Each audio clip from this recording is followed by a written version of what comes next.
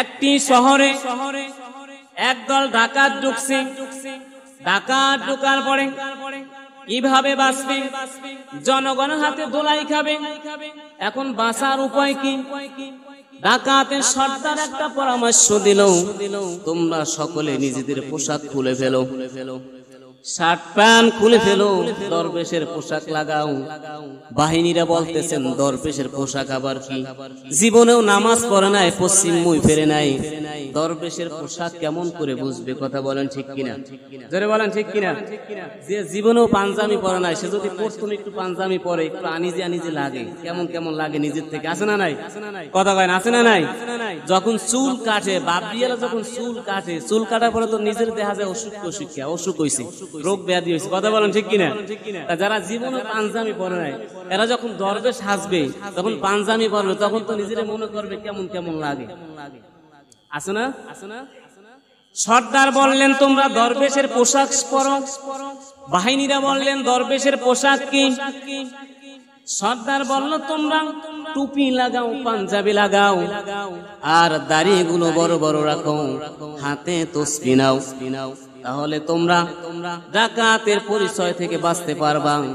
সবাই তোমাদেরকে দরবেশ বলবে আর মুখে শুধু উচ্চারণ করবা সুবহানাল্লাহ। বলেন না সুবহানাল্লাহ? ডাকাতের মুখে সুবহানাল্লাহ উঠে গেছে। অনুগ্রহ কার? জোরে বলেন। অনুগ্রহ কার? না ওই সর্দারের নেই? আল্লাহ রাব্বুল আলামিন ওই ওমরের মতন সর্দারের মাধ্যমে, বাহিনীকে ঠিক করার মাধ্যমে বলতেছেন যে তোমরা সকলে দরবেশের পোশাক পরো আর মুখে শুধু উচ্চারণ করো সুবহানাল্লাহ। যে যা বলুক না বলুক, কোনো কথা বলবা না, খালি বলবা শুধু সুবহানাল্লাহ সুবহানাল্লাহ। জোরে বলুন সুবহানাল্লাহ। শুধু মুখে বলবা সুবহানাল্লাহ, কেউ কোনো জিজ্ঞেস করলে কোনো কথা নাই, খালি সুবহানাল্লাহ সুবহানাল্লাহ। ঝড় উঠে গেছে, 10 জন লোক এক গ্রামের মধ্যে এক জায়গায় বসে বসে যদি শুধু সুবহানাল্লাহ সুবহানাল্লাহ জপে কেমন লাগে? কথা বলেন ঠিক কিনা? একটা বাড়িতে গিয়ে এক জায়গায় বসে সর্দারকে মাঝখানে রেখে সমস্ত বাহিনীরা দল হয়ে বয়ে শুধু সুবহানাল্লাহ জপতেছে। এলাকার মধ্যে একটা আলোড়ন সৃষ্টি হয়ে গেছে। একজন দরবেশ এসেছে, 10 জন আর একটা কাফেলা। দরবেশ শুধু সুবহানাল্লাহ আল্লাহর জিকির করে, অন্য কোনো কথা নাই। সমস্ত মানুষ ওই দরবেশের সাথে এসে মুসাফা করতেছে দরবেশ।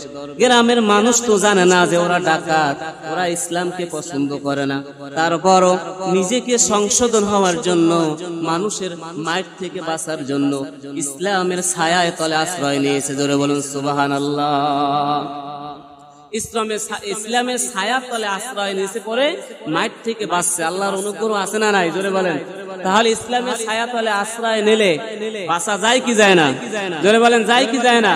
এলাকার বাদশা চলে আসছেন, দরবেশের কাছে মুরিদ হয়েছেন, দাওয়াত দিয়েছেন, আপনি আল্লাহর ওলি, আপনি যদি আমার বাড়িতে গিয়ে একবেলা খানা খান আর দোয়া করেন, হয়তো আল্লাহ আপনার দরবারে আল্লাহ রাব্বুল আলামিন আপনার দোয়া কবুল করে নেবেন। দাওয়াত গ্রহণ করলেন, বাদশার বাড়িতে চলে গেলেন। যাওয়ার পরে খাওয়া দাওয়া করলেন। খাওয়া দাওয়ার পরে বাদশা আবদার করলেন, হে দরবেশ ভাই, আল্লাহর ওলি একটু দোয়া করেন, আমার ছেলে অসুস্থ, রুগ্ন, লক্ষ লক্ষ টাকা কুয়াইছি, বিভিন্ন জায়গায় টাকা খরচ করেছি, ভালো হয় নাই।